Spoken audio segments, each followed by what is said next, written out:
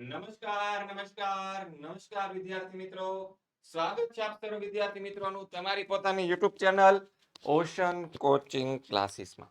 વિદ્યાર્થી મિત્રો, તમારી વાર્ષિક પરીક્ષા નજીક આવી રહી છે અને વાર્ષિક પરીક્ષાની તૈયારીઓ કરવા માટે આપણી ચેનલ ઓશન કોચિંગ ક્લાસીસ તમારા માટે નવનીત કંપની દ્વારા તૈયાર કરવામાં આવેલું વિકાસ પરીક્ષા લક્ષી અસાઇનમેન્ટ કે જેનું સંપૂર્ણ સોલ્યુશન લઈને હાજર થઈ ચૂક્યું છે.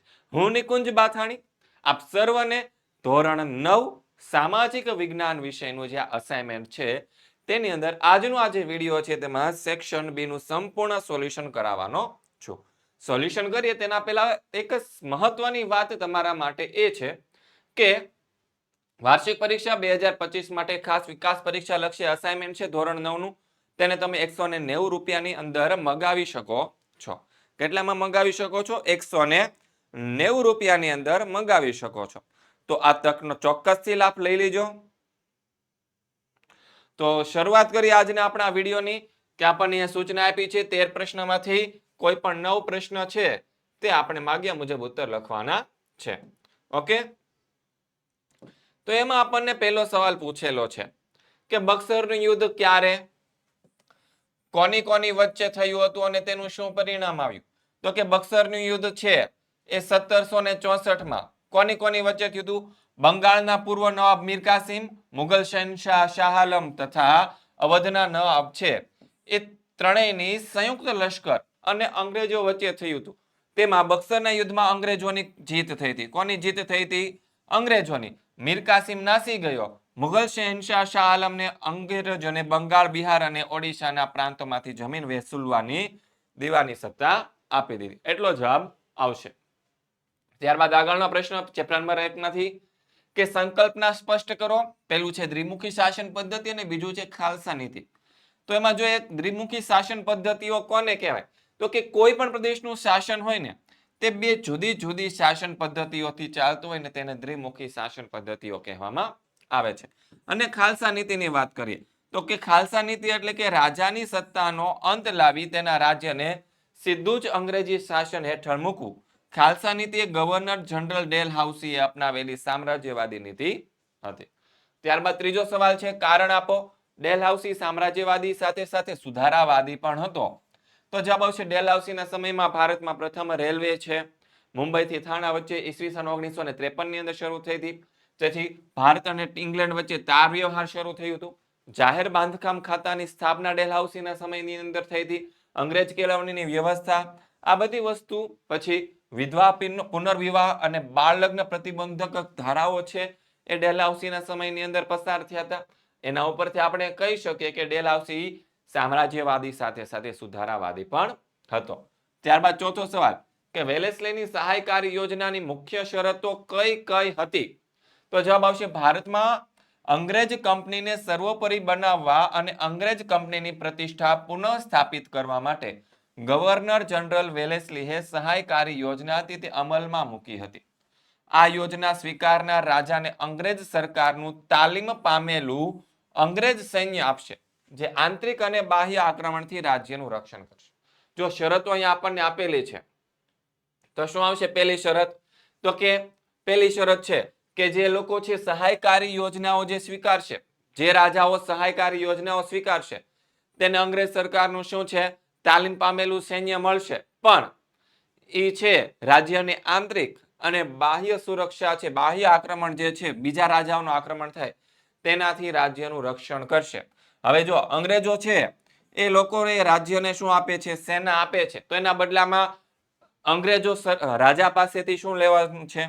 તો કે લશ્કરી ખર્ચ છે તે રાજા આપશે, અથવા તો ખર્ચ પેટે છે પોતાની ઉપજનો એટલો પ્રદેશ છે તે અંગ્રેજોને આપી દેવાનો.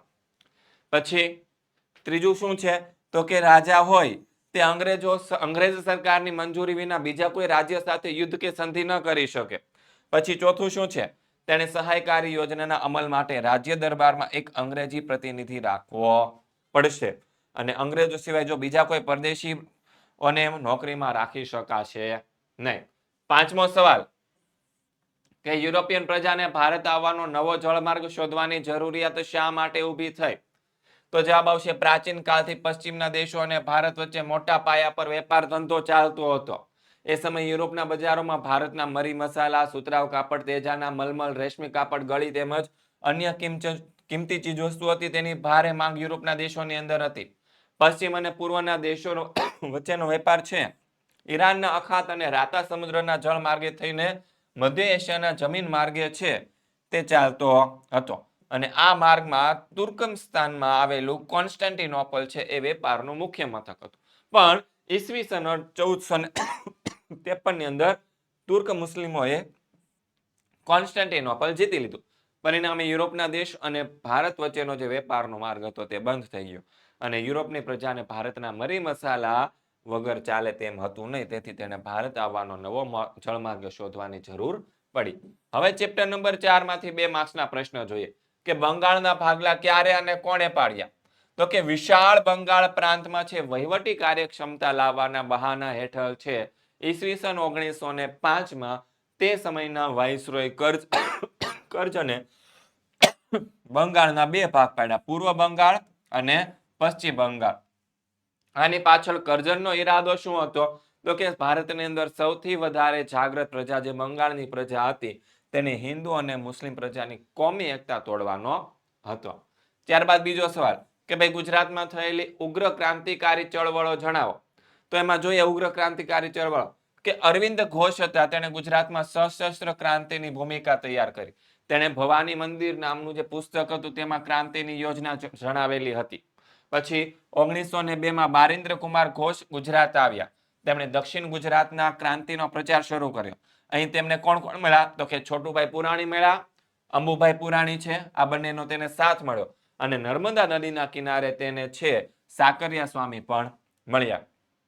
પછી બારિન્દ્ર કુમાર ઘોષે છે વડોદરા, ચરોતર પ્રદેશ, અમદાવાદ, મહેસાણા વગેરે સ્થળોએ ફરીને મધ્યમ વર્ગના યુવાનોને ક્રાંતિની અંદર જોડ્યા. પછી ગુજરાતમાં ઉગ્ર ક્રાંતિની યોજનાઓ ફેલાવવા માટે શું છે? તો કે દેશી વનસ્પતિની દવાઓ, નાવાનો સાબુ બનાવવાની રીત, કસરત, ગુલાબનો કિસ્સો, કાયદાનો સંગ્રહ આવા શીર્ષકો વાળી પુસ્તિકાઓ પ્રકાશિત કરવામાં આવી અને એ પુસ્તિકોમાંથી શું છે બોમ્બ બનાવવાની રીતો એમાં દર્શાવેલી હતી.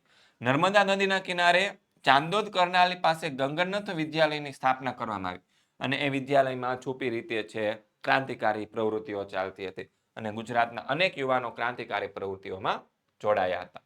ત્યારબાદ ત્રીજો સવાલ, અસહકારનું આંદોલન શા માટે મોકૂફ રાખવામાં આવ્યું હતું? તો જવાબ શું આવશે? તો કે ગાંધીજી બ્રિટિશ સરકાર સામે અહિંસક લડત ચલાવવાના આગ્રહી હતા. કેવી? તો કે અહિંસક લડતો.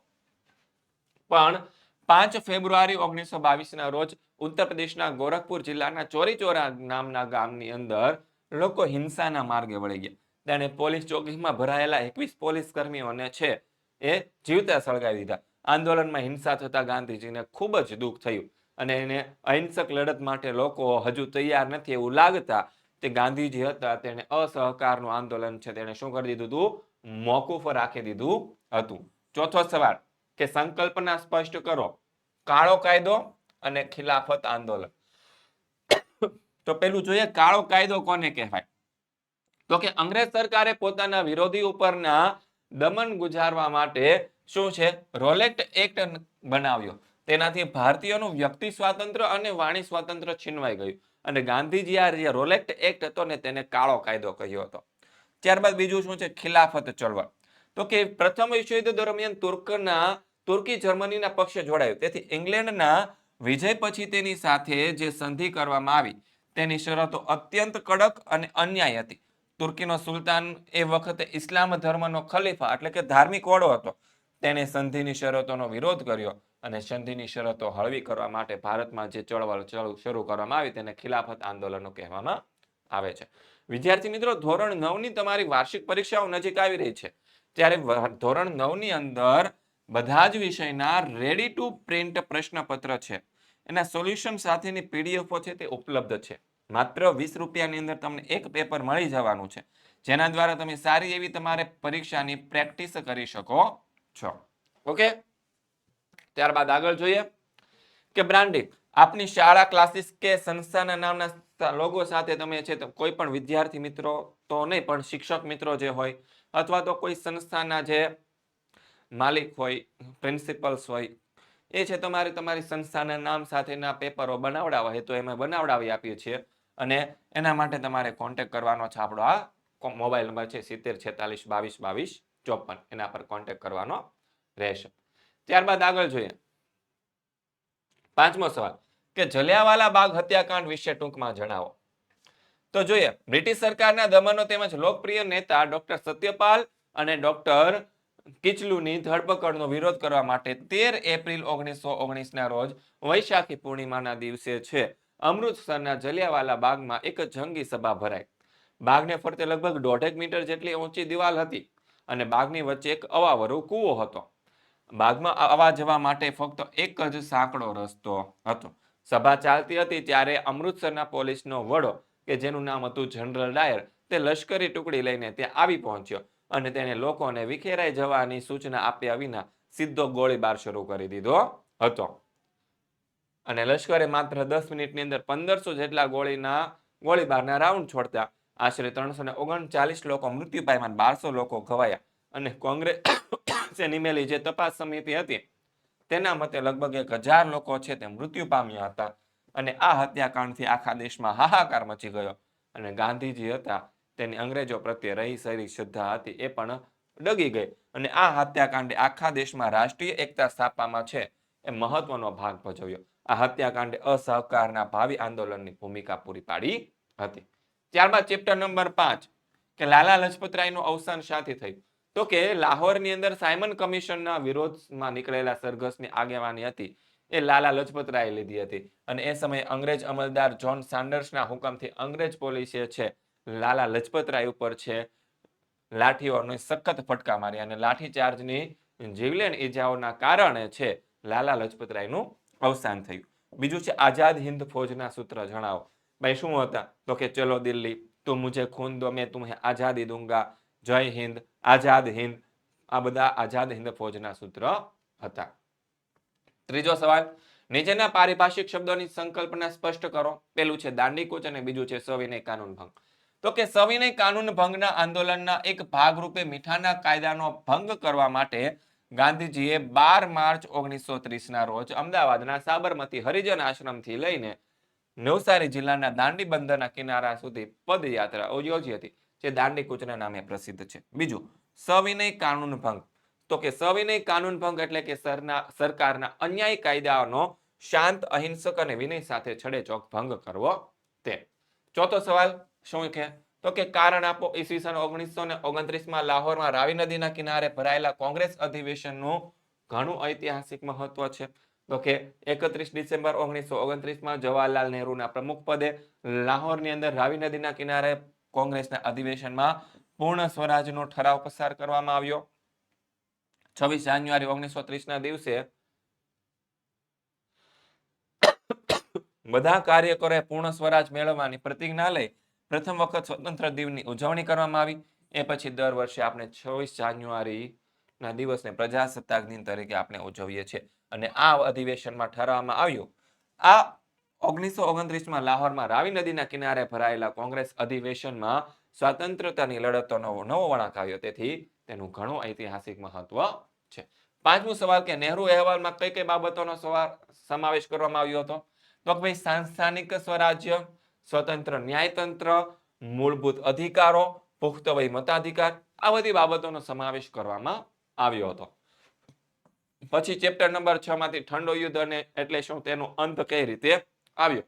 ભાઈ દ્વિતીય વિશ્વયુદ્ધ પછી છે વિશ્વના રાજકારણમાં અમેરિકા તરફી અને રશિયા તરફી એમાં બે પરસ્પર વિરોધી વિચારધારાવાળા સત્તા જૂથો છે એ રચાયા. આ બંને સત્તા જૂથોએ વિશ્વ પર પોતાનો પ્રભાવ અને પ્રભુત્વ જમાવવા માટે એક તંગ રાજકીય પરિસ્થિતિનું નિર્માણ થયું. તેને શું કહીએ છીએ આપણે? ઠંડુ યુદ્ધ કહેવામાં આવે છે. 20મી સદીના છેલ્લા દાયકામાં રશિયાના પ્રમુખ ગોર્બોચોવની ઉદારમતવાદી નીતિના કારણે સોવિયત યુનિયનની રાજકીય વિચારસરણીમાં આવેલા પરિવર્તનથી સોવિયત યુનિયનનું વિઘટન થયું અને પરિણામમાં વિશ્વમાં ઠંડા યુદ્ધની સ્થિતિનો કાયમ માટે અંત આવ્યો. પછી બીજો સવાલ છે વિશ્વમાં કયા કયા લશ્કરી જૂથોની સ્થાપના થઈ. કોઈ એક લશ્કરી જૂથ વિશે સમજાવો. તો કે વિશ્વમાં નાટો, સિયાટો અહીંયા એ આવશે અને સેન્ટો અને વોર્સો કરાર નામના લશ્કરી જૂથોની સ્થાપના થઈ. એમાં આપણે એક જ સમજાવવાનું છે. મેં અહીં નાટો વિશે તમને સમજાવેલું છે. સોવિયત યુનિયન અને તેને સામ્યવાદને અંકુશિત કરવાના ઉદ્દેશ્યથી એપ્રિલ 1949માં અમેરિકાની પ્રેરણા અને નેતૃત્વ હેઠળ ઉત્તર એટલાન્ટિક મહાસાગરના કિનારે આવેલા પશ્ચિમી લોકશાહી દેશોનું એક લશ્કરી સંગઠન રચવામાં આવ્યું. તે નાટો, એનું પૂરું નામ છે North East Atlantic Treaty Organisation તરીકે ઓળખાય છે. પછી ત્રીજો સવાલ, બિન જોડાણવાદી નીતિનો અર્થ સમજાવો. કઈ નીતિનો અર્થ સમજાવવાનો છે? તો કે બિન જોડાણવાદી નીતિનો અર્થ સમજાવવાનો છે. ચાલો તમે એકવાર જોઈ લો. ત્યાં સુધીમાં હું પાણી પી લઉં છું.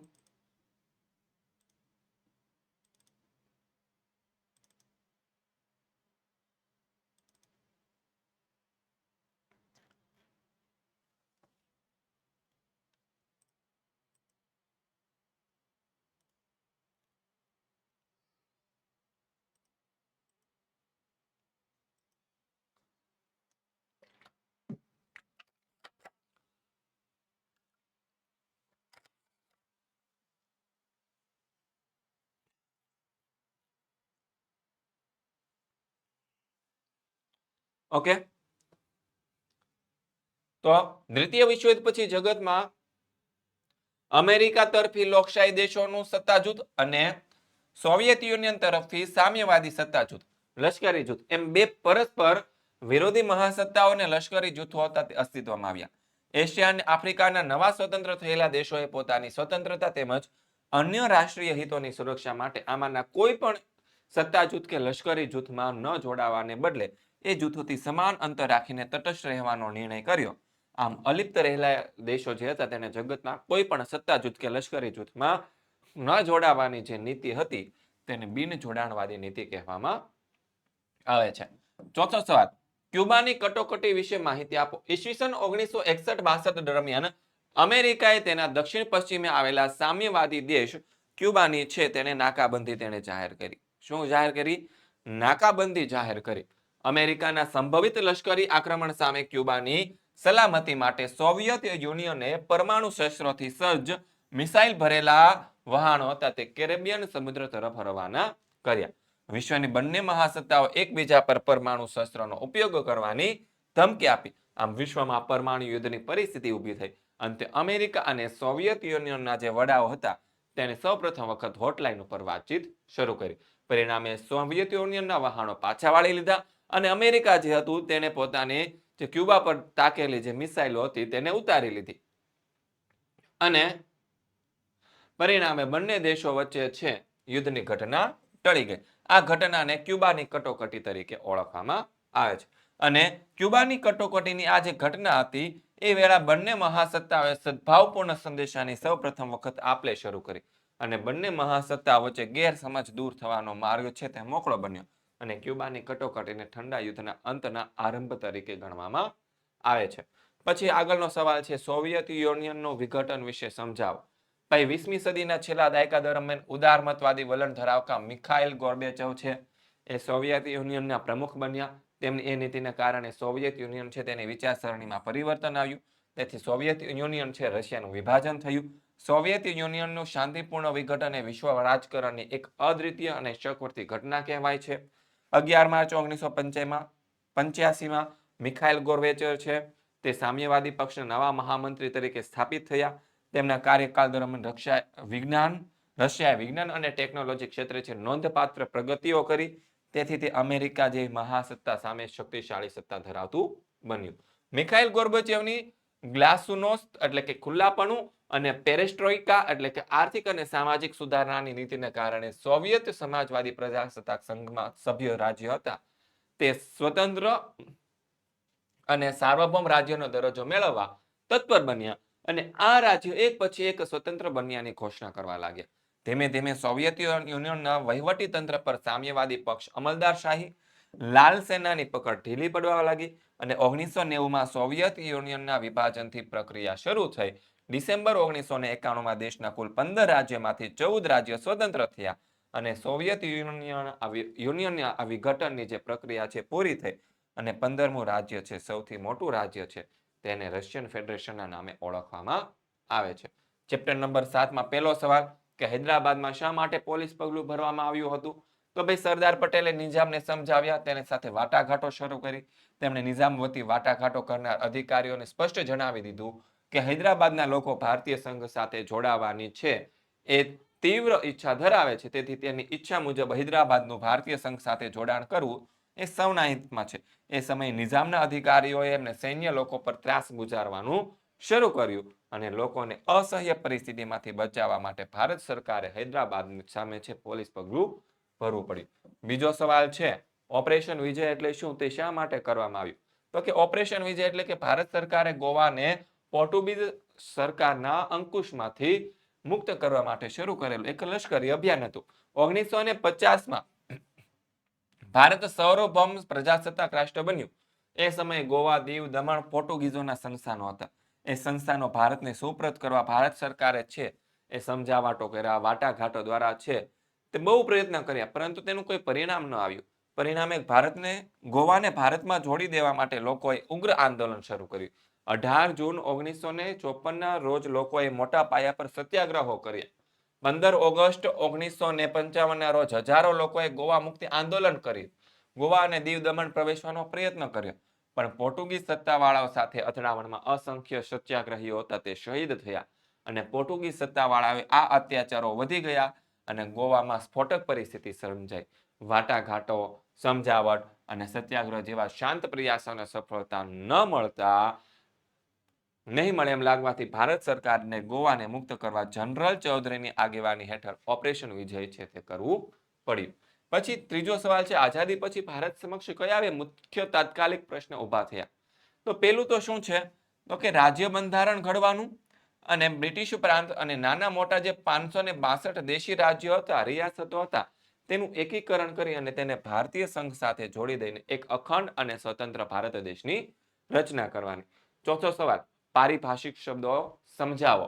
તો એમાં પેલું છે પ્રદેશવાદ.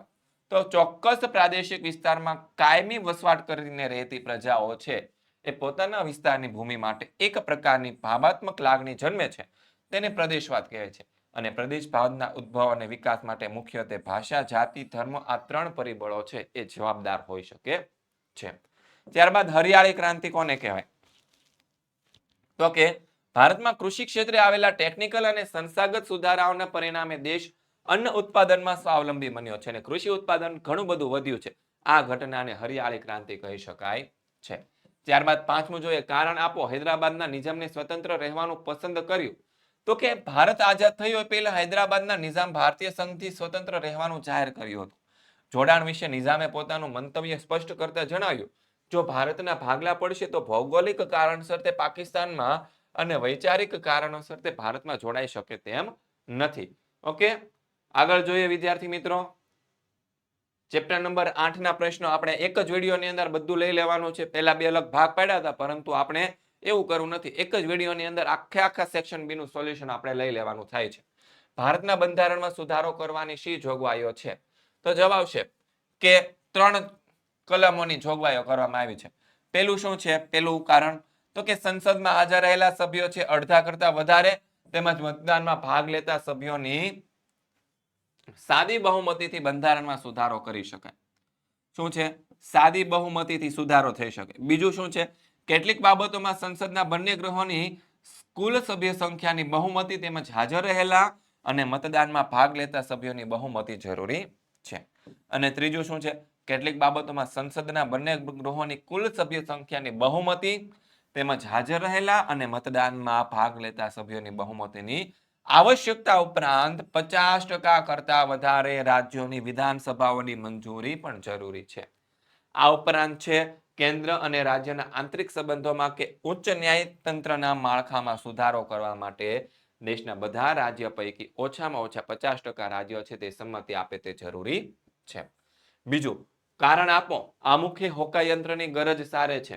તો કે કાયદાની કોઈ પણ કલમ વિગતમાં અસ્પષ્ટ કે વિસંગતતા હોય ત્યારે અથવા તો કાયદાનો હેતુ સ્પષ્ટ ન થતો હોય ત્યારે આમુખ કાયદાની કલમ, મુદ્દા કે શબ્દનું યથાર્થ અર્થઘટન કરવામાં માર્ગદર્શક બને છે. તે કાયદાને સમજવાની ગુરુ ચાવી છે. આમુખ બંધારણીય જોગવાઈ સમજવામાં હોકાયંત્રની ગરજ સારે છે. ત્યારબાદ ત્રીજો નંબરનો સવાલ કે કારણ આપો, ભારત એ એક બિન સાંપ્રદાયિક દેશ છે. તો કે ભારતમાં ધર્મ, જાતિ કે પંથના ભેદભાવ વિના બધા નાગરિકોને સમાન અધિકારો આપવામાં આવ્યા છે. કેવા અધિકારો આપવામાં આવ્યા છે? સમાન.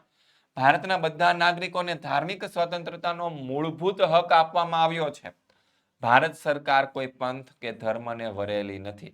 રાજ્ય બધા ધર્મોને સમાન ગણે છે. રાજ્યની નજરમાં ધર્મને કારણે કોઈ ઊંચું કે નીચું નથી. દરેકને પોતપોતાની પસંદગીનો ધર્મ પાળવાની છૂટ છે. ભારત સરકાર ધાર્મિક બાબતોમાં નિષ્પક્ષ અને તટસ્થ છે. અને ભારતના બંધારણમાં સર્વધર્મ સમદ્રષ્ટિ અને સર્વધર્મ સમભાવનો સિદ્ધાંત સ્વીકારવામાં આવ્યો છે. આથી કહી શકાય કે ભારત છે એ બિન સાંપ્રદાયિક રાજ્ય છે. કેવું રાજ્ય છે ભારત? બિન સાંપ્રદાયિક રાજ્ય છે.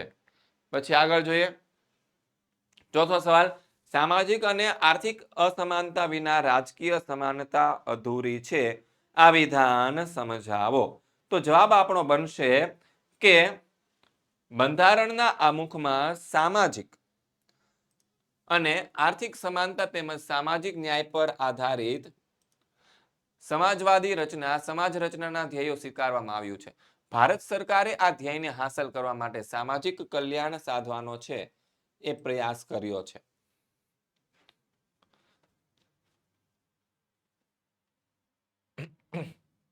અને દેશના પ્રજાનું જીવન ધોરણ ઊંચું લાવી દેશમાં સામાજિક અને આર્થિક અસમાનતા સાધવા ભારત સરકાર અને રાજ્ય સરકારે અનેક યોજનાઓ છે તે અમલમાં મૂકી છે. ત્યાં નંબર 5 નંબરનો સવાલ, શબ્દોની સંકલ્પના સ્પષ્ટ કરો. કેન્દ્ર યાદી અને શેષ સત્તા. કેન્દ્ર યાદીમાં સૂચવેલા વિષયો પર કેન્દ્ર એટલે કે સંઘ સરકાર કાયદા ઘડી શકે છે તેમજ તેમાં ફેરફાર કરી શકે છે. આ યાદીમાં મુખ્યત્વે સંરક્ષણ, વિદેશી બાબતો, અણુશક્તિ, નાણું, બેન્કિંગ, રેલવે, તાર, ટપાલ, વીમો જેવા 97 વિષયોનો સમાવેશ કરવામાં આવ્યો છે. જે વિષયો પર કાયદા ઘડવાની સત્તા અને વહેંચણી કરવામાં આવી ન હોય તેનો સમાવેશ શેષ સત્તામાં કરવામાં આવે છે. એ વિષયો પર કાયદા ઘડવાની, તેમાં ફેરફાર કરવાની સત્તા માત્ર કેન્દ્ર સરકારને જ આપવામાં આવેલી છે. ત્યારબાદ ચેપ્ટર નંબર 9 માંથી પૂછાયેલો સવાલ કે ભારતમાં બંધારણમાં આપેલા અધિકારો જણાવો. તો ભારતના નાગરિકને બંધારણીય આ 6 બંધારણીય અધિકારો આપ્યા છે, મૂળભૂત હકો આપ્યા છે. પહેલું છે સમાનતાનો હક, સ્વતંત્રતાનો હક, ધાર્મિક સ્વાતંત્રતાનો હક, સાંસ્કૃતિક અને શૈક્ષણિક હક, શોષણ સામેના વિરોધનો હક. અને એમાંથી આપણે એક સમજાઈ દીધો કે બંધારણીય ઇલાજોનો હક જણાવો, અધિકાર વિશે જણાવો.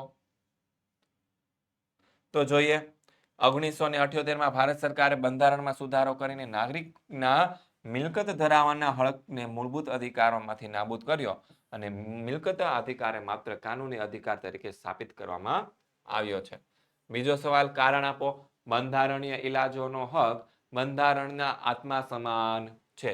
તો કે ભારતના બંધારણે દરેક નાગરિકને મૂળભૂત હકોના અમલની ખાતરી આપતો બંધારણીય ઇલાજોનો હક આપ્યો છે. અને આ હક મુજબ કોઈ પણ નાગરિક છે તે અદાલતો પાસેથી પોતાના મૂળભૂત હકોનું રક્ષણ મેળવી શકે છે. આથી બંધારણીય ઇલાજોના હકનું અનન્ય મહત્વ છે તે છે. તેથી બંધારણના ઘડવૈયા ડોક્ટર બાબા સાહેબ આંબેડકરના મતે બંધારણીય ઇલાજનો જે હક છે તે બંધારણના આત્મા સમાન છે. ત્યારબાદ ત્રીજો સવાલ કે લઘુમતીઓને બક્ષવામાં આવેલા શું છે બંધારણીય અધિકારો જણાવો. તો જોઈએ કે બંધારણીય અધિકારો કયા છે. તો કે લઘુમતી કોમો છે પોતાની સંસ્કૃતિ, ભાષા કે ધર્મના આધારે શિક્ષણ સંસ્થાઓ સ્થાપી શકે અને તેનું સંચાલન કરી શકે. રાજ્ય સરકાર કોઈ પણ પ્રકારના ભેદભાવ વિના તેને દરેક પ્રકારની નાણાકીય સહાય આપવામાં બંધાયેલી છે. અને રાજ્ય સરકાર લઘુમતી સંસ્થાઓનું મિલકતોનું સંપાદન જરૂરી વળતર આપીને જ કરી શકે છે. ચોથું, હક અને ફરજો એક બીજા સાથે જોડાયેલા છે. આ વિધાનને સમજાવો. તો હક અને ફરજ એકબીજાના પૂરક છે. આપણે અમુક હકોનો વિચાર કરીએ એટલે તેની સાથે સંકળાયેલી ફરજોનો વિચાર કરવો જ પડે. ફરજો વિના હક નથી અને હક ન હોય ત્યાં ફરજ પણ હોતી નથી. એક વ્યક્તિનો હક બીજી વ્યક્તિ માટે ફરજ બની રહે છે અને હક ભોગવવા માટે ફરજ અચૂક બજાવવી પડે. એક નાગરિક પોતાનો હક ભોગવે ત્યારે તે પ્રકારના હકો જાળવવા અને તેની ફરજો બની રહે અને રસ્તાની ડાબુ બાજુ ચાલવાની આપણી ફરજ છે તેમ બીજાએ પણ રસ્તા પર સરળતાથી ચાલવાનો હક છે. આ પરથી સ્પષ્ટ થાય છે કે હક વિના ફરજ નથી અને ફરજ વિના હક નથી. હક અને ફરજ એકબીજા સાથે ગાઢ રીતે સંકળાયેલી છે. તે સિક્કાની બે બાજુ જેવીઓ હોય છે. પાંચમો સવાલ, સાંસ્કૃતિક ઐતિહાસિક વારસાનું જતન થાય તે જોવાની ફરજ સૌની છે. કારણ આપો. તો જોઈએ, આપણા સાંસ્કૃતિક અને ઐતિહાસિક સ્થળોના રક્ષણ પરત્વે તેમજ તે સ્થળોમાં થઈ રહેલા નુકસાન કે નાશ પરત્વે દેશના નાગરિકોમાં જાગૃતિ અને સભાનતા કેળવવી જોઈએ. આપણો વારસો અમૂલ્ય છે, તેથી તેને નષ્ટ ન થવા દેવાય એવા લોકમત કેળવવો જોઈએ. આપણો સાંસ્કૃતિક અને ઐતિહાસિક વારસો એ આપણા દેશની લોકોની ઓળખનો અરીસો છે. આપણો અમૂલ્ય વારસો જ આપણને ગૌરવ આપે છે. તેથી એ વારસાના સંરક્ષણમાં લોકોએ સહકાર આપવો જોઈએ તેમજ તેના જતનની જવાબદારી ઉઠાવવી જોઈએ. આમ સાંસ્કૃતિક અને ઐતિહાસિક વારસાનું જતન થાય એ જોવાની આપણા સૌની ફરજ છે. ચેપ્ટર નંબર 10, સાંસદની લાયકાતો કઈ કઈ છે? તો જોઈએ, તે ભારતનો નાગરિક હોવો જોઈએ, 25 વર્ષ કરતા ઓછી ઉંમર ન હોવી જોઈએ, તે સંઘ સરકાર કે રાજ્ય સરકારનો પગારદાર કર્મચારી ન હોવો જોઈએ, માનસિક રીતે અસ્થિર અને નાદાર ન હોવો જોઈએ, તે અદાલત દ્વારા ગુનેગાર સાબિત થયેલો હોવો જોઈએ નહીં.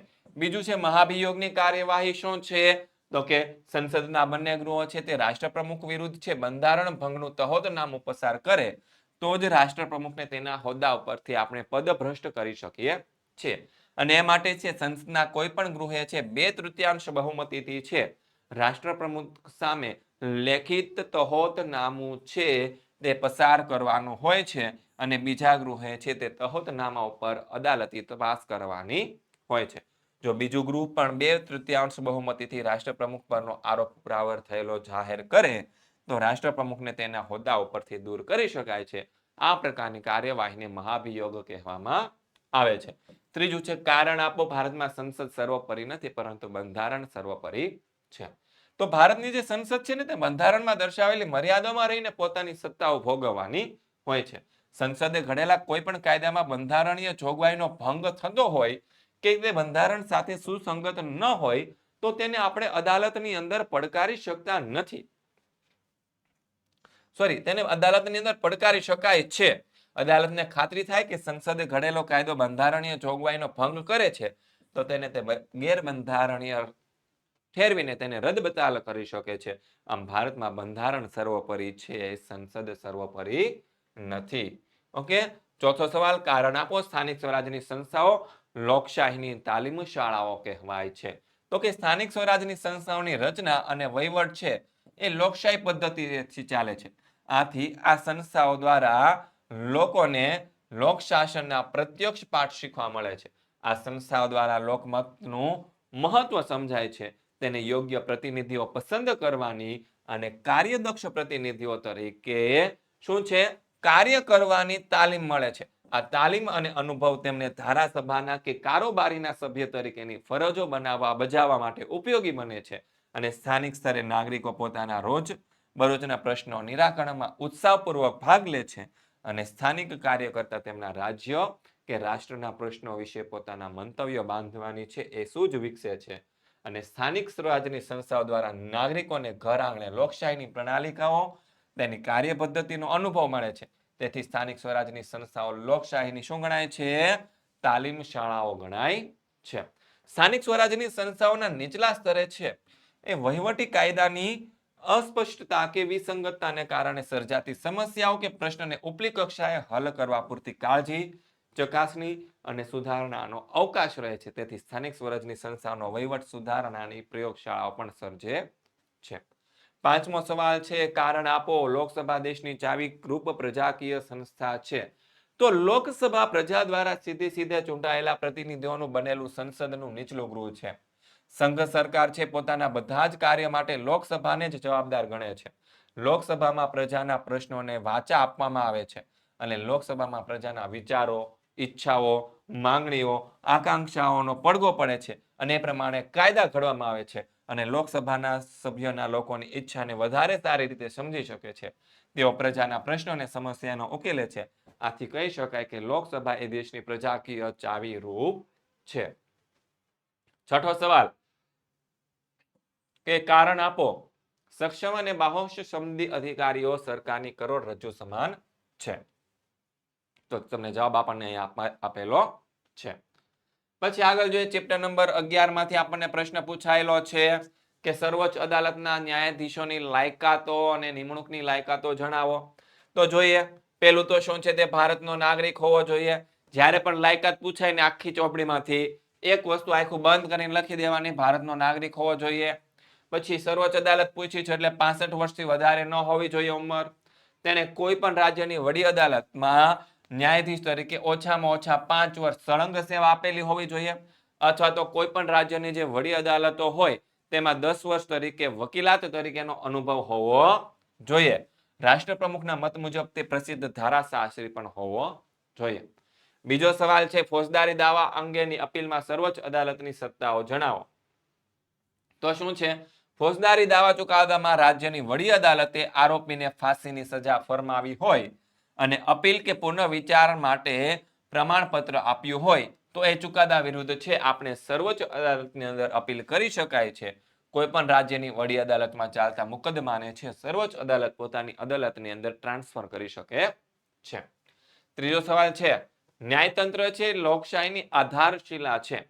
તો ભાઈ ભારતીય સમવાય તંત્ર છે લોકશાહીમાં બંધારણ અને નાગરિકોના મૂળભૂત હકોનું રક્ષણ કરવા માટે કેન્દ્ર અને રાજ્ય સરકાર અથવા તો રાજ્ય સરકાર વચ્ચે સત્તાઓ અને કાર્યક્ષેત્ર અંગે કોઈ ઘર્ષણ ઊભા થાય તો તેનો બંધારણીય ઉકેલ લાવવા માટે સ્વતંત્ર નિષ્પક્ષ ન્યાયતંત્રની જોગવાઈ કરવામાં આવી છે. આ ન્યાયતંત્ર કાયદાની કોઈ પણ કલમ કે જોગવાઈમાં બંધારણીય સુસંગતતા તપાસે છે, તેનું અર્થઘટન કરે છે. ધારાસભા અને કારોબારી દ્વારા બંધારણીય મર્યાદાઓનું શું છે, ઉલ્લંઘન ન થાય તેનું ધ્યાન છે ન્યાયતંત્ર રાખે છે. આમ ભારતનું ન્યાયતંત્ર લોકશાહીની આધારશિલા છે. ચોથો સવાલ, વડી અદાલત કડીરૂપ સ્થાન ધરાવે છે. તો ભારતીય સંઘની શાસન પદ્ધતિમાં સમગ્ર દેશ માટે સળંગ સુગ્રંથિત એકસૂત્રી અને સ્વતંત્ર પિરામિડ સ્વરૂપનું ન્યાયતંત્ર છે. કેન્દ્ર કક્ષાએ ટોચની સર્વોચ્ચ અદાલત છે, મધ્યમાં વડી અદાલત છે અને પાયામાં જિલ્લા અદાલતો આવેલી છે. જો અહીંયા આપણને સરસ મજાનું આ ચિત્ર આપેલું છે. વડી અદાલત છે જિલ્લા અદાલતોની અપીલો સાંભળે છે અને એના ચુકાદા આપે છે, જ્યારે વડી અદાલતના અપીલો સર્વોચ્ચ અદાલત સાંભળે છે અને તેના ચુકાદા આપે છે. આમ ભારતના ન્યાયતંત્રમાં છે તે વડી અદાલત શું છે, કડીરૂપ છે એવું આપણે કહી શકાય. પછી પાંચમું છે, લોક અદાલતો આકર્ષણનું કેન્દ્ર બની છે. આ વિધાન સમજાવો. તો કે સ્થાનિક કક્ષાએ સમાજના ગરીબ અને શોષિત લોકોને સરળ રીતે ઝડપી અને સસ્તો ન્યાય મળી રહે તે માટે લોક અદાલતનું આયોજન કરવામાં આવ્યું છે. લોક અદાલતમાં સ્થળ પર જ બંને પક્ષો વચ્ચે સમાધાન કરાવવામાં આવે છે. અહીં બંને પક્ષોનું હિત અને સન્માન જળવાય છે.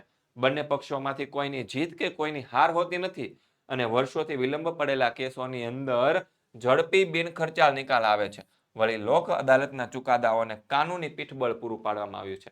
આ બધા કારણોસર છે લોક અદાલતો છે એ શું છે, તો કે આકર્ષણનું કેન્દ્ર બની છે. છઠ્ઠો સવાલ, કારણ આપો સર્વોચ્ચ અદાલત નજીરી અદાલત ગણાય છે.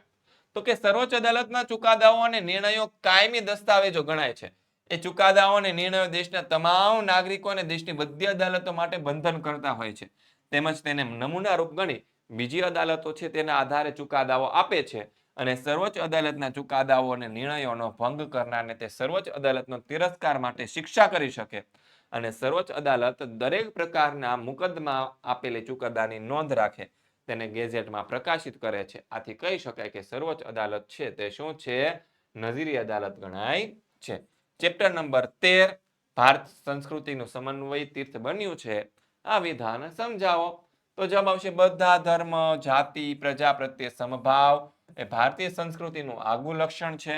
આથી કોઈ પણ ધર્મ પાળતી પ્રજા જાતિ માટે ભારતે મૈત્રીના દ્વાર ખુલ્લા રાખીને સૌને આવકાર્યા છે. ભારતીય સંસ્કૃતિ દેહ હિન્દુ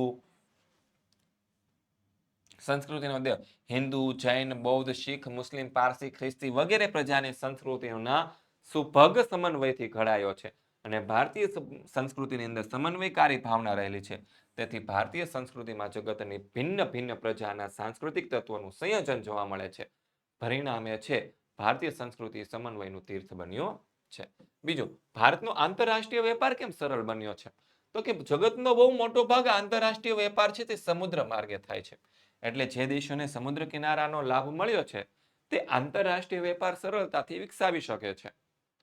ભારતમાં લગભગ કેટલો હતો કે 7500 કિલોમીટર લાંબો સમુદ્ર કિનારો અને મોકાનું ભૌગોલિક સ્થાન ધરાવે છે.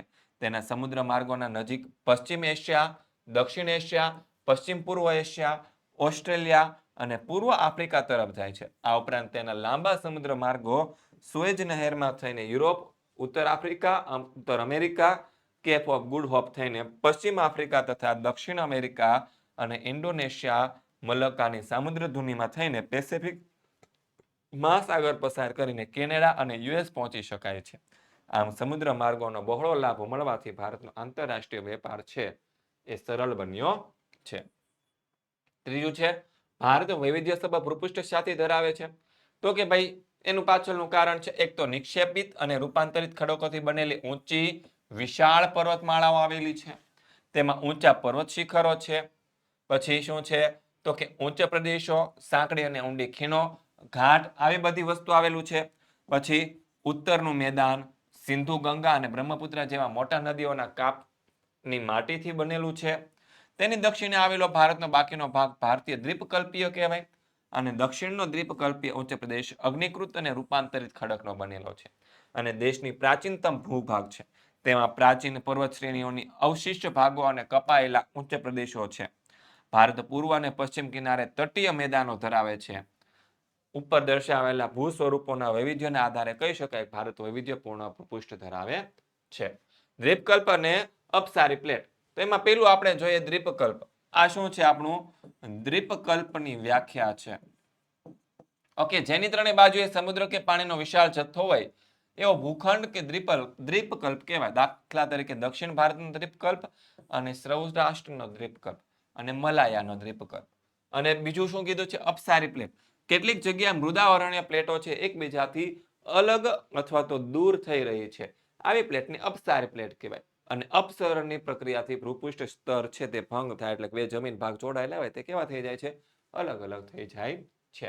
પાંચમું સુએઝ નહેર શરૂ થતા ભારતનો કયો લાભ થયો તો કે રાતા સમુદ્ર અને ભૂમધ્ય સમુદ્રને જોડતી સુએઝ નહેર ઈસવીસન 1869માં શરૂ થવાથી ભારત અને યુરોપ વચ્ચેનું અંતર આશરે 7,000 કિલોમીટર જેટલું ઓછું થઈ ગયું.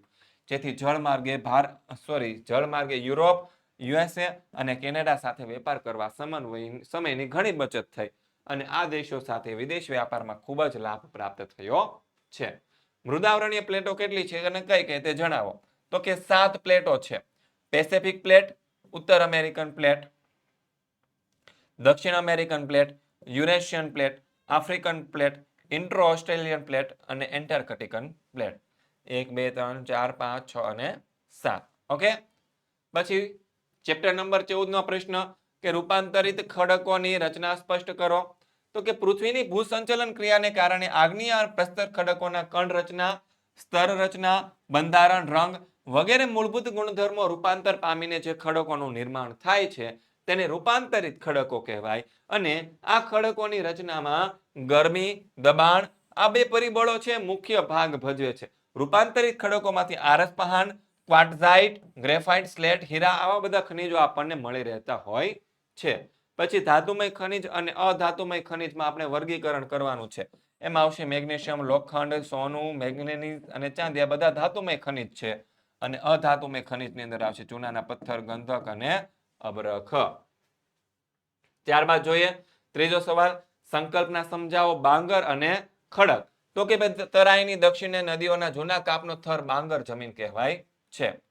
પછી અને કામના નિરંતર થતા જમાવને કારણે તે નવાપુરના મેદાનથી થોડીક ઊંચાઈ આવેલો હોય છે અને પગથિયા સમાન દેખાય છે. આ બાંગર છે. આ બંને વસ્તુ કોની છે તો કે બાંગર છે, જૂના કાપની જમીન. હવે વાત કરીએ આપણે ખડકની. પૃથ્વીના પોપડામાં કે ભૂકવચમાં આવેલા બધા જ ઘન પદાર્થોને ભૂશાસ્ત્રીઓના ભાષામાં શું કહેવામાં આવે છે? ખડક કહેવામાં આવે છે. ચોથો સવાલ, જમીન નિર્માણ કઈ રીતે થાય? તો કે તાપમાનમાં મોટા મોટા ફેરફાર, વરસાદ, હિમ, હવા, વનસ્પતિ, જીવજંતુઓ વગેરે પરિબળોની અસરથી ખડકોનું ખવાણ થાય અને તેનાથી ખડકોની ઉપરની સપાટી છે તેનો ભૂકો બની અને ભૂમિના આવરણ રચાય. તેમાં ખડકોના ટુકડા, કાંકરા, માટી, રજ આવી બધી વસ્તુ આવેલી હોય જેને રેગોલિત કહેવાય. અને રેગોલિતની અંદર જેમાં જૈવિક દ્રવ્યો હવા અને પાણી ભળીને તેમાંથી શું બને છે તો કે જમીન બને છે. પાંચમો સવાલ, ખડકોના મુખ્ય પ્રકારો જણાવો. તો પહેલા તો આપણને અહીંયા શું આપેલી છે? ખડકની વ્યાખ્યા આપી. એક કે તેથી વધુ ખનિજોના બનેલા સંગઠિત પદાર્થને ખડક કહે છે. બરાબર છે. અને પછી શું છે, પૃથ્વીના પોપડામાં કે ભૂકવચમાં આવેલા બધા જ ઘન પદાર્થને ભૂસ્ત્રશાસ્ત્રીમાં ભાષામાં ખડક કહેવામાં આવે છે. ખડકો કેવા હોય તો કે અતિ નક્કર સ્વરૂપ ધરાવતા હોય, તેમાં તદ્દન નરમ સ્વરૂપ પણ ધરાવતા હોય છે. ખડકો છિદ્રાળુ, અછિદ્રાળુ તેમજ વજનમાં ભારે, હલકા હોઈ શકે. વિવિધ પ્રક્રિયાઓના ફળ સ્વરૂપ કે જુદા જુદા પ્રકારના ખડકોનું નિર્માણ થાય. ખડકો સામાન્ય રીતે નિશ્ચિત રાસાયણિક બંધારણ ધરાવતા નથી, તે માટે મોટા ભાગે એક કરતા વધારે ખનિજ દ્રવ્યોના બનેલા હોય. નિર્માણ ક્રિયાના આધારે ખડકોના મુખ્ય 3 પ્રકાર પડે. પેલું શું છે, આગ્નેય ખડકો, પ્રસ્તર ખડકો અને રૂપાંતરિત ખડકો. 3 ખડકોના પ્રકારો છે. હવે જોઈએ ચેપ્ટર નંબર 17 માંથી પૂછાય તેવા મોસ્ટ આઈએમપી પ્રશ્નોની કે જંગલ આપો કારણ આપો, જંગલો રાષ્ટ્રના આર્થિક વિકાસ માટે શું છે તો કે ઉપયોગી છે. જંગલો રાષ્ટ્રના આર્થિક વિકાસ માટે ઉપયોગી છે, આ કારણ આપવાનું છે. તો જંગલો ઇમારતી લાકડું, બળતણ અને વિવિધ પ્રકારની અન્ય વસ્તુઓ આપણને છે એ પૂરી પાડે છે. બીજું, જંગલમાંથી વાંસમાંથી કાગળ, રેયોન અને ટોપલા ટોપલી, રમકડા, સાદડી તેમજ ગૃહ સુશોભનની વસ્તુઓ બનાવવામાં આવે છે. પછી ચીડના રસમાંથી ટર્પેન્ટાઇન બને. દેવદાર અને ચીડના લાકડામાંથી રમતગમતના સાધનો, દીવાસળી, ચા અને દવાના પેકિંગની પેટીઓ, ચંદનમાંથી સુગંધીદાર તેલ અને સૌંદર્યવર્ધક ચીજ વસ્તુઓ બને. ખાખરાના પાનમાંથી પતરાળા અને પડિયા બને. ખેરના લાકડામાંથી કાથો, ટીમરૂના પાનમાંથી બીડી બનાવવામાં આવે. પછી જંગલોમાંથી હરડે, બેડા, અશ્વગંધા, આંબળા, સિંકોના, સર્પગંધા, નીલગાય, યુકેલિપ્સ વગેરે અનેક ઔષધિઓ આપણને મળે છે. પછી જંગલમાંથી લાખરાળ, ગુંદર, નેતર, મધ, રબર આવી બધી પેદાશો મળે. પછી જંગલો વનવાસ પ્રજાને આજીવિકા પૂરી પાડે. આથી જંગલો રાષ્ટ્રના આર્થિક વિકાસમાં શું છે, ઉપયોગી છે. જંગલ વિનાશની અસરો ભાઈ ટૂંકમાં જણાવો. તો ભાઈ પ્રદૂષણમાં વધારો થાય, વરસાદના પ્રમાણમાં ઘટાડો થાય, દુષ્કાળો પડે, ગ્લોબલ વોર્મિંગની અસર થાય, ગ્રીન હાઉસ ઇફેક્ટ સમસ્યા સર્જાય, રણ વિસ્તારમાં વધારો થાય, વન્યજીવો નિરાશ્રિત થાય, જમીનનું ધોવાણ થાય, નદીઓમાં પૂર આવે, કેટલીક વન્ય પ્રાણીઓ લુપ્ત થાય, પ્રાકૃતિક સૌંદર્યનો હાસ થવો, આવા બધા માઠા પરિણામો આપણે ભોગવવા પડે છે. ત્રીજો સવાલ છે, ઉષ્ણકટિબંધીય વરસાદી જંગલોની વિશેષતાઓ જણાવો. તો ભાઈ ઊંચાઈ કેટલી હોય વૃક્ષોની તો કે 60 મીટર કરતા વધારે હોય. અહીં જાડી ઝાંખરાને કારણે ભેજનું પ્રમાણ કેવું હોય તો કે વધારે હોય. આ જંગલમાં પાનખુર ઋતુ હોતી નથી, તે 12 માસ લીલા રહે. તેને નિત્ય લીલા જંગલો પણ કહેવામાં આવે. અહીંના વૃક્ષોના થડ કેવા હોય છે તો કે જાડા હોય છે અને લાકડું કેવું કઠણ અને વજનદાર હોય છે. ચોથો સવાલ, ઉષ્ણકટિબંધીય કાંટાળા જંગલો વિશે માહિતી આપો. તો કે ક્યાં આવેલા છે તો કે 70 સેમી કરતા ઓછો વરસાદ ધરાવતા હોય તે વિસ્તારમાં જોવા મળે. ગુજરાત, રાજસ્થાન, મધ્યપ્રદેશ, ઉત્તર પ્રદેશ, હરિયાણા, પશ્ચિમ ઘાટના વર્ષા છાયાના કેટલાક વિસ્તારોમાં આવેલા છે.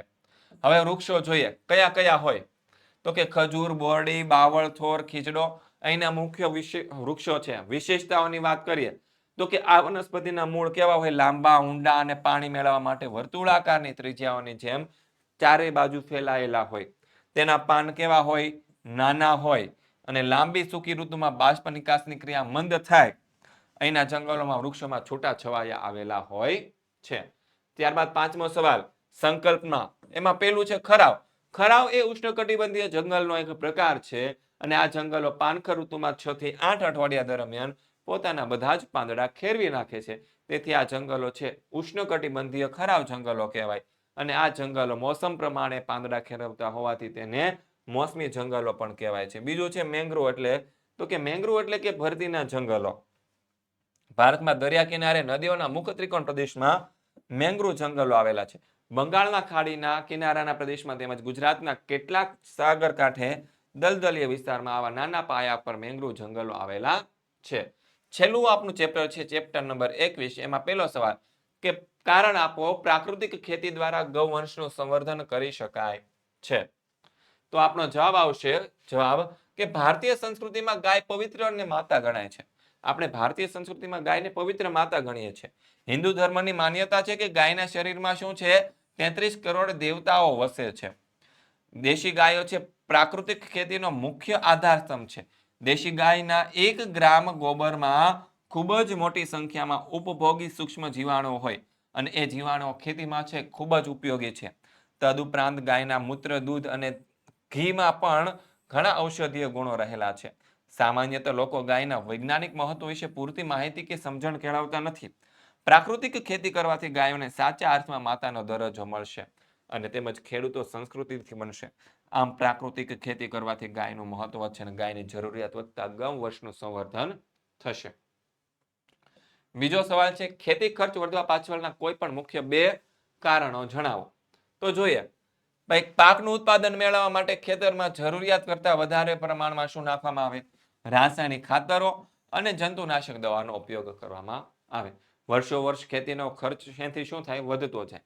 બીજું, વર્ષ દરમિયાન એક જ જમીન પર એક કરતા વધારે પાક લેવા માટે સૂક્ષ્મ પોષકયુક્ત ખાતરો અને જમીન સુધારકોની જરૂરિયાત સમાન ત્યારે વધતી ગઈ છે.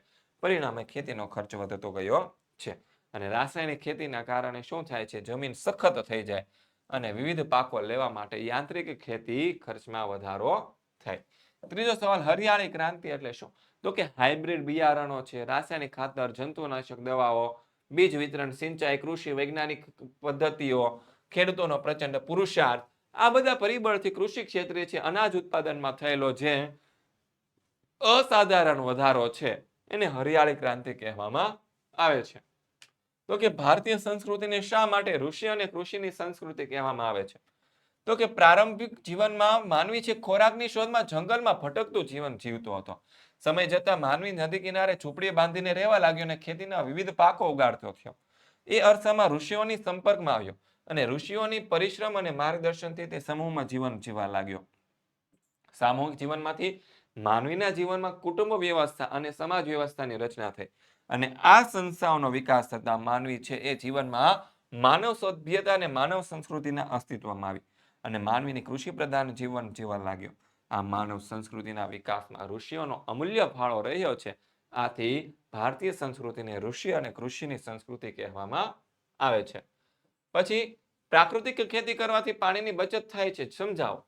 તો કે પ્રાકૃતિક ખેતીમાં પાકના જે અવશેષો હોય ને તેને ખેતરની જમીન ઉપર પાથરવામાં આવે. તેથી જમીનની ભેજ સંગ્રહણ શક્તિ હોય ને તે તેમાં વધારો થાય. પરિણામે ભેજ સંગ્રહણ શક્તિ વધે તેના કારણે છે પાણીની બચત થાય. આમ પ્રાકૃતિક ખેતી કરવાથી પાણીનું શું થાય છે? બચત થાય છે. વિદ્યાર્થી મિત્રો, તમે ધોરણ 9th ની અંદર છો અને આવતા વર્ષે 10મા ધોરણની અંદર આવી જશો. ઓકે, તો 10મા ધોરણની અંદર સામાજિક વિજ્ઞાન વિષય તમારે જો અપડેટ મેળવવા છે તો આપણા વોટ્સઅપ ગ્રુપની અંદર જોડાઈ જવાની છે અને વધારે માહિતી માટે આપણો કોન્ટેક્ટ નંબર છે 70 46 22 22 54. ત્યાંથી વધારે માહિતી પ્રાપ્ત કરી શકો છો. તો વિદ્યાર્થી મિત્રો, આ હતું સરસ મજાનું સેક્શન બી નું સોલ્યુશન. સેક્શન સી ના સોલ્યુશન સાથે આપણે ફરી મળવાના છીએ. ત્યાં સુધી જય હિન્દ, જય ભારત.